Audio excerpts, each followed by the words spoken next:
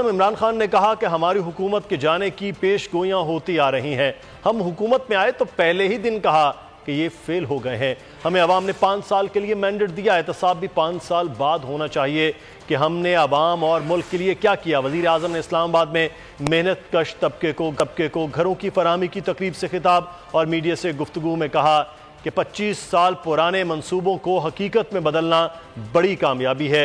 ये जगह 25 साल पहले घरों के लिए ली गई थी, ताहम 25 साल से इसे करप्शन के लिए इस्तेमाल किया गया। उन्होंने कहा कि सिंध हुकूमत भी तामीराती शोबे को दी गई मराद से फ़ायदा उठाए।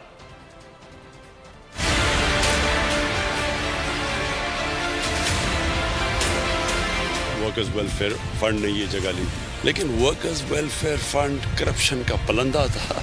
इसमें पैसे बनते थे, बहुत बड़ा कब्जा ग्रुप है, वो बिल्कुल पॉलिटिकल लीडरशिप के साथ मिला हुआ था पिछली हुकूमत की। ना पुलिस उनको कुछ कहती थी, ना किसी की जरूरत ही नहीं होती अदालत में जाके या उनके कब्जे छुड़ाने। गवर्नमेंट का एक इरादा था कि हमने ये काम करना है, और आज आपके सामने 2.5 सालों में ये पूरा सारा एक सोसाइटी बन चुकी है और खड़ी हो गई है।